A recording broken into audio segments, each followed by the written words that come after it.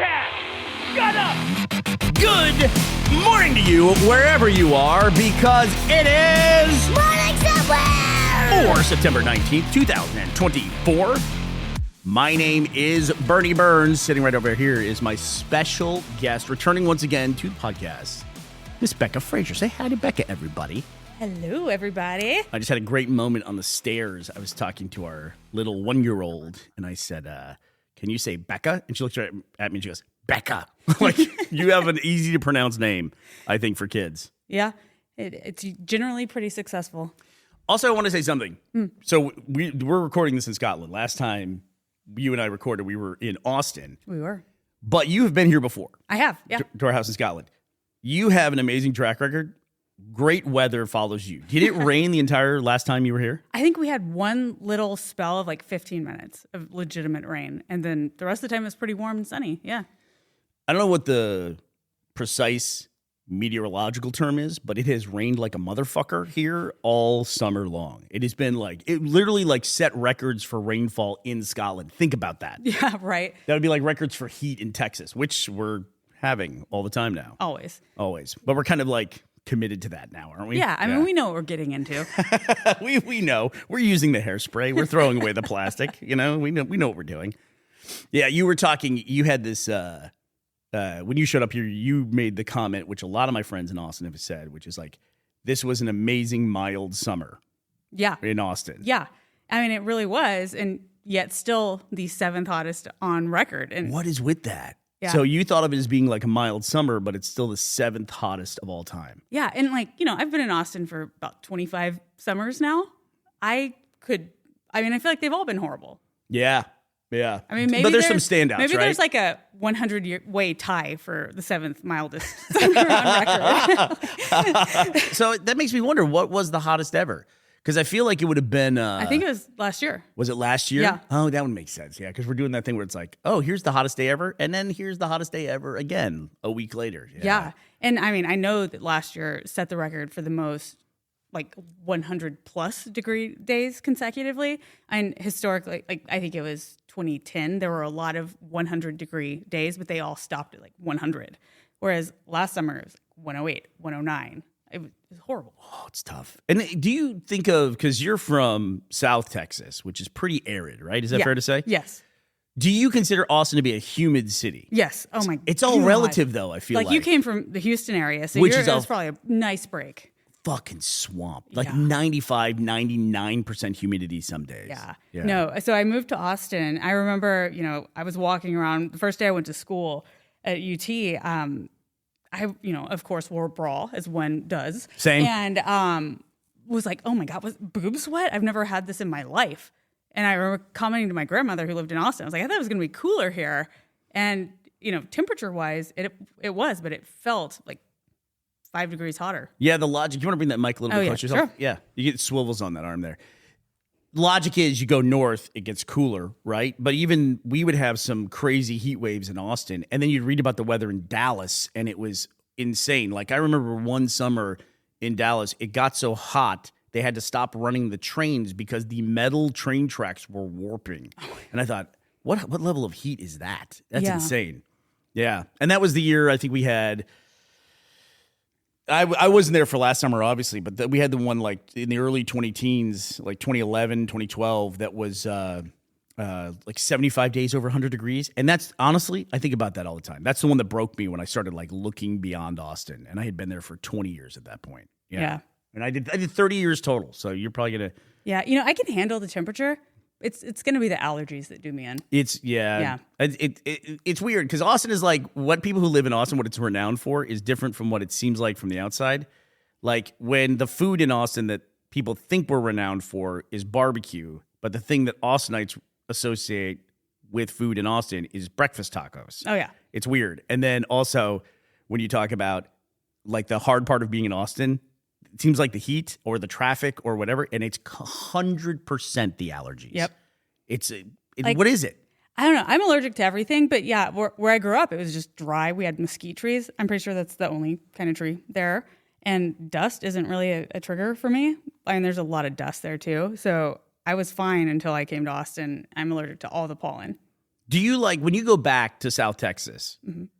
Do you like that like arid climate? Does that feel like home to you? Do you feel comfortable there?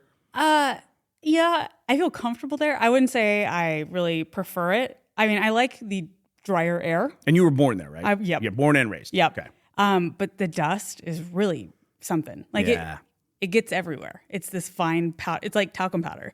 And so you open the door and it just billows in. Everything's covered in a fine. Like that would really drive me. To be fair, we get that like 3 times a year in Austin, but it's green or yellow and it's pollen. Exactly. Have you ever? We should post. We'll put this in the link dump. Ashley's off. We're getting ready for a thing. We're all about to take a road trip together, and Ashley and Becca are getting ready for. They're having a salon day today. Getting our nails did. And it's like I love the dichotomy. Like yesterday, you and I were standing in the woods. You're holding a shotgun, firing at clay pigeons at skeet. And now you're going to get your nails done today. Listen, it was strategic. We chose today. I knew I wasn't going to get my nails done and like go fishing and shoot guns. So never fired a gun before. Never, yeah, which is really strange. I mean, I grew up on a ranch with a whole hunting operation. I've shot BB guns, but yeah, nothing that had any kick to it. No, really. Yeah. And now your dad, you're telling me, was like a hunting guide as well, too. Yeah. So yeah, when they're in their off season for farming, he'll just entertain clients and guests. I've done all that stuff, and I'm not squeamish about it at all. I just have no urge to go hunting, and I never have. Yeah. You know what they call it here? It might be a different variety of it, but they don't say hunting. They say stalking, which sounds really weird. Like a bunch of guys like, hey, you want to come stalking with us? Yeah, you need like a knife in your teeth. Or just like dock somebody and hang outside their window, right? That's one of the two. But yesterday we had a packed day because we went fishing in the morning. You did great, by the way. Thanks. Your double spay was incredible. Fly fishing for the first time. Yep. Then we went and did a skeet shooting, clay pigeon shooting, and then you went on a distillery tour. Yep. And then we finished up at the pub. At the pub, it was a great day. Yeah, it was a good day. We're a little more relaxed today. This is like a pre-travel day for us, so we're good. So I was going to talk to you really quickly. We talked about this last time. You pivoted from entertainment. You've made like 3 different pivots now, but the latest pivot is from working in entertainment to now working in design. Yep. And you specialize in like full like home renovations with full design and everything like that. All the way from like room designs to like you knock a house down to one wall kind of a thing. Yeah. What's the deal with the one wall thing? I mean, I don't know if it's an Austin unique rule, but yeah, it's basically a loophole where as long as like one wall remains of a structure, it's considered a remodel instead of a new build. And so you're able to, tap into like basically a different set of standards and expectations for, code compliance and stuff. Also, Texas has a weird thing where there's no income tax in the state of Texas, but there is massive property tax. Boom. And they can reevaluate a new build. They can it opens up the thing of like, oh, we get to completely reevaluate the value of this property. Yeah. Right?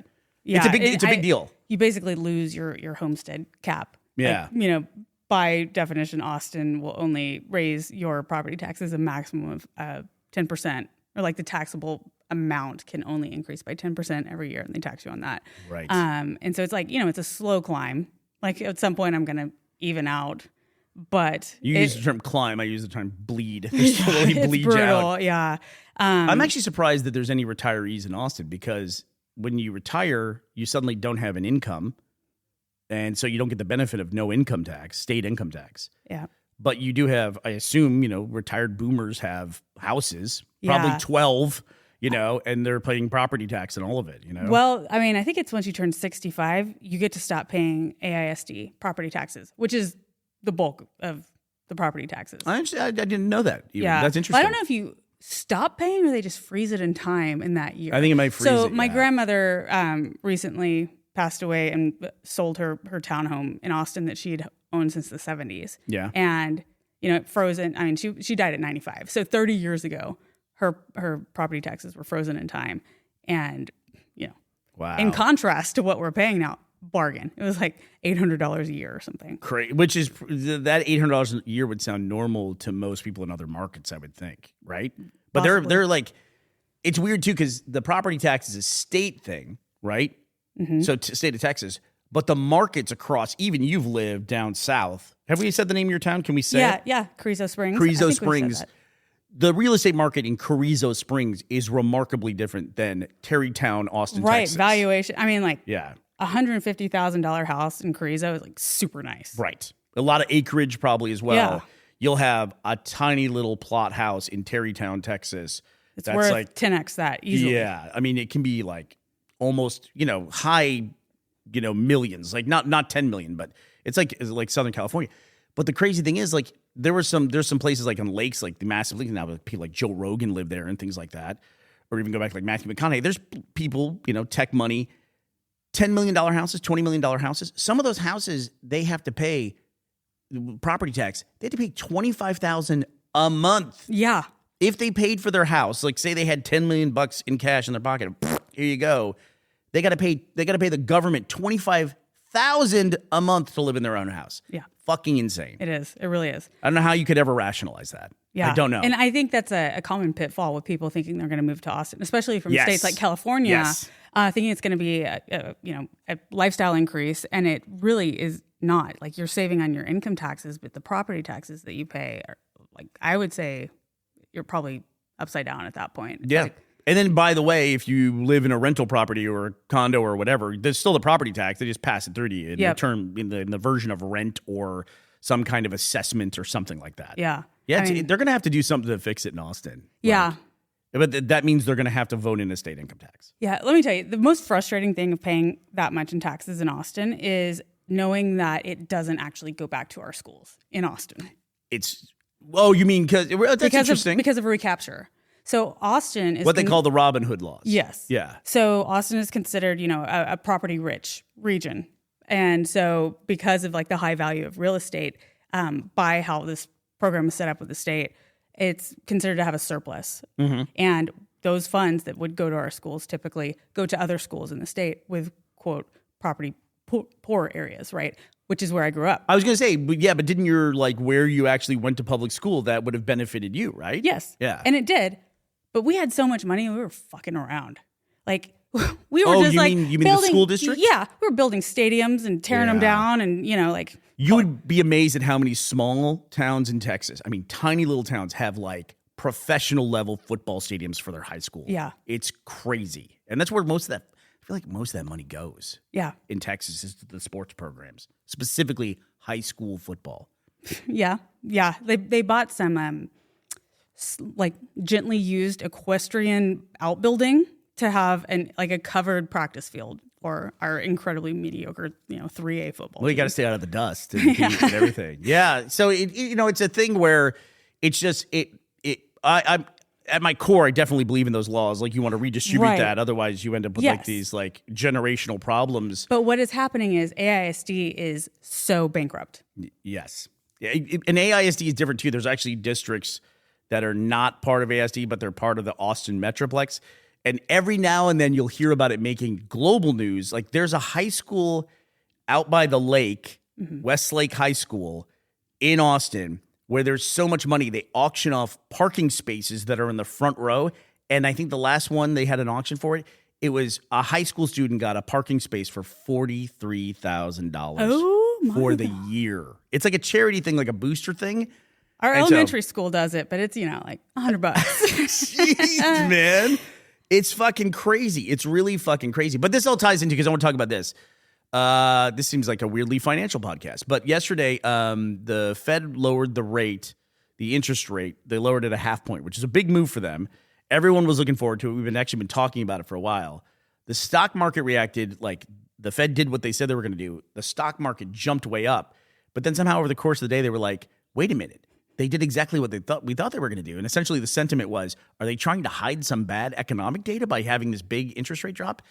So the stock market then plummeted. So you can never figure out how the stock market's going to react. But I was curious for you, as interest rates were going up, like mortgage rates go up, people are buying even less houses than they were able to before because the mortgage rates were going up to like 7, 8, 9%. What did that do to like the market? Did you find that then people were staying in their houses and wanting to do design projects, or did that stuff even slow down? So yeah, initially people were just like staying in their houses and doing more remodeling. Yeah. But as that continued, it started to, I mean, it's just everyone's feeling the crunch. Plus And- inflation. Yeah, like I really think the inflation factor, like over the last 6 to 12 months, a lot of people have just really, really slowed down.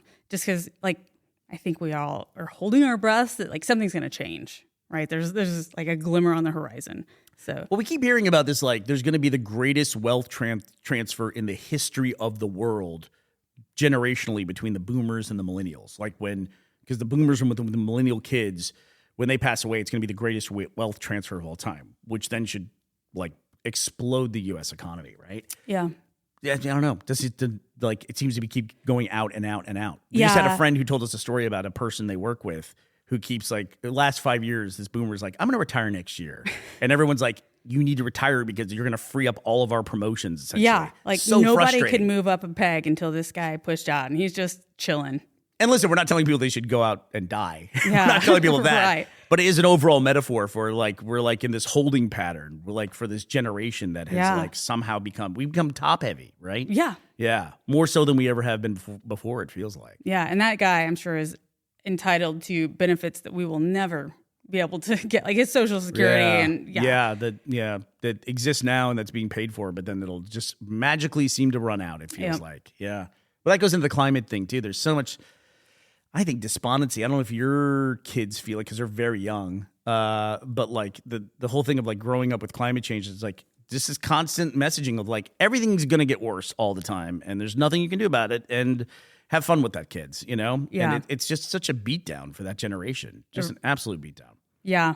You know, I don't think it's as much on their mind as, I mean, I remember it being on my mind when I was in 3rd grade. Yeah.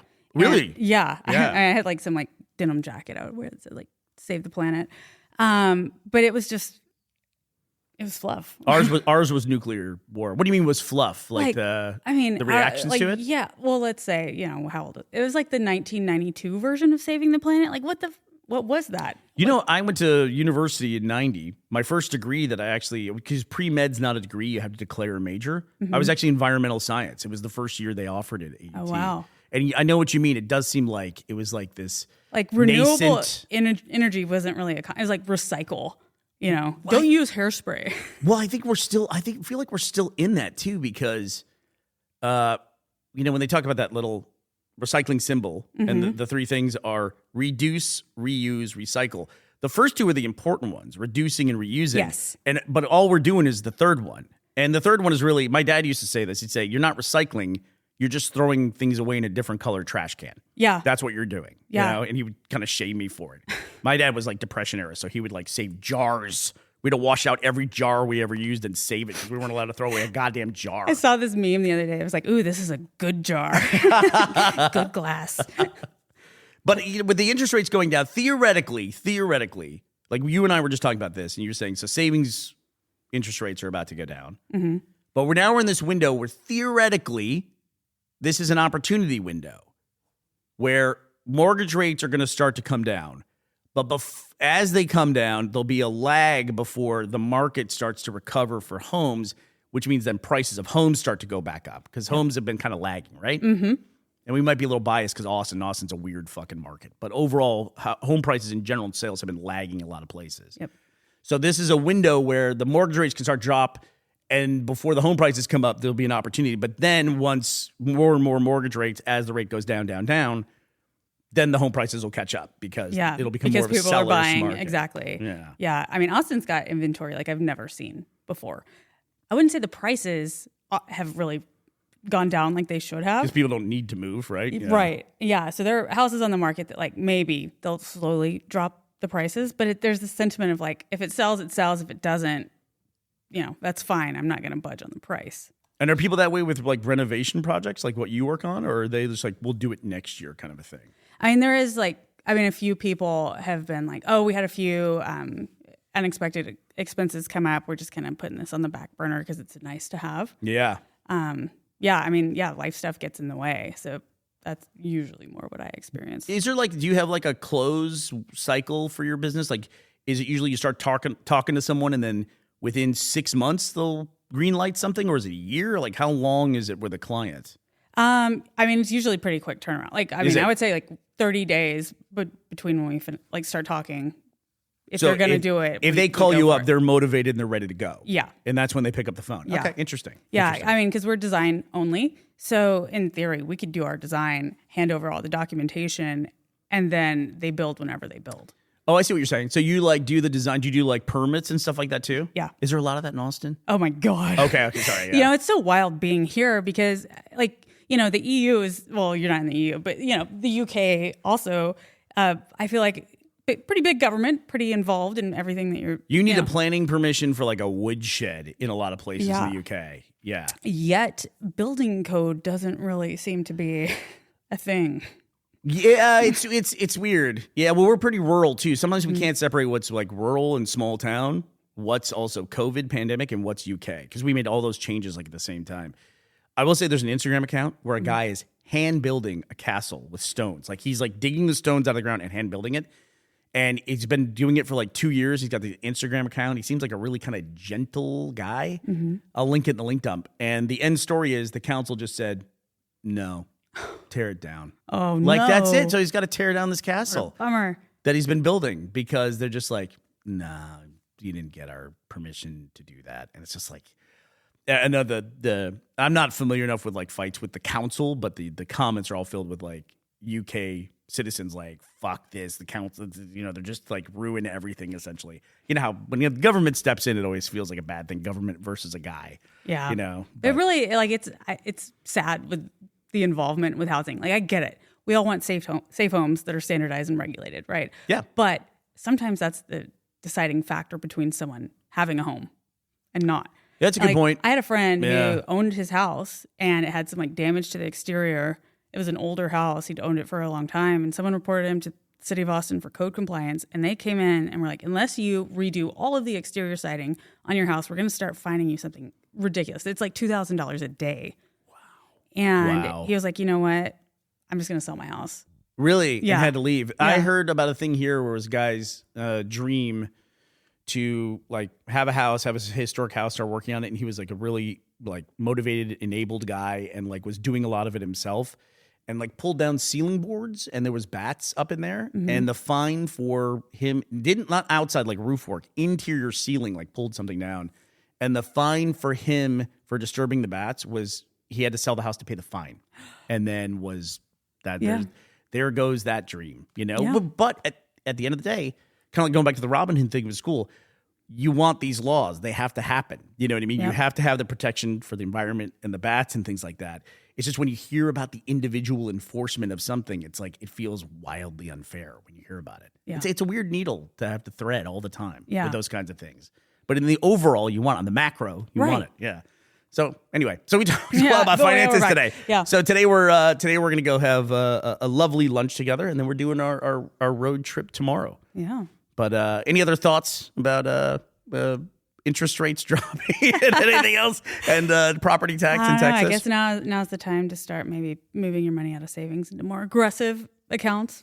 Like, yeah. Oh, this is Becca's financial advice. Yeah. You can give financial advice because you're a guest. We can't do it. So go ahead. All Don't the financial listen advice. to anything that I say. But yeah, I don't know. I am very risk averse in general. What do you think makes you real quick? What do you think makes you risk averse? Because you're a solid millennial, right? Mm-hmm.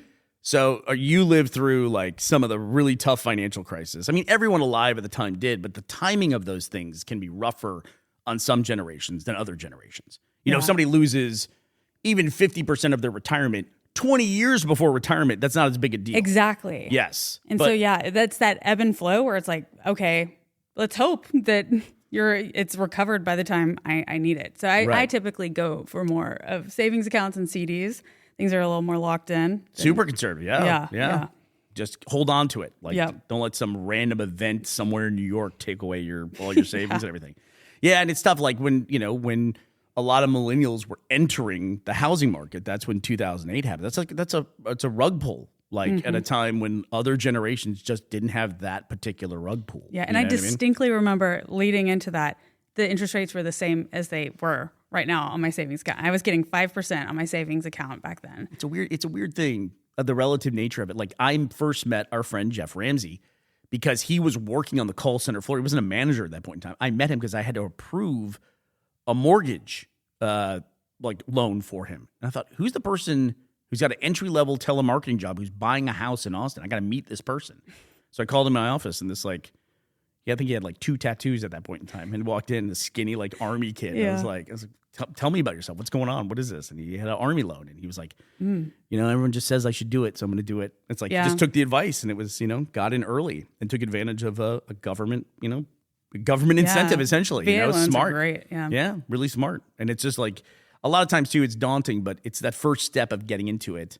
Either not just real estate, buying a car. The first time you buy a car, it's way harder than every other time you buy a car because it's all up front. But then the next time you go to buy a car, you have the first car, that you can trade in and things like that. Yeah. And but getting into anything is tough. And if you have some kind of obstacle at that point in time, it's a lot harder. Oh, yeah. All right. Well, this has been Financial Advice with Becca and Bernie. Becca, thanks for joining us. Thank you for having me. All right. Well, that does it for us today. Becca might be back tomorrow. It depends if we have time to record again. But that does it for us today, September 19th, 2024. We will be back to talk to you tomorrow. We hope you will be here as well.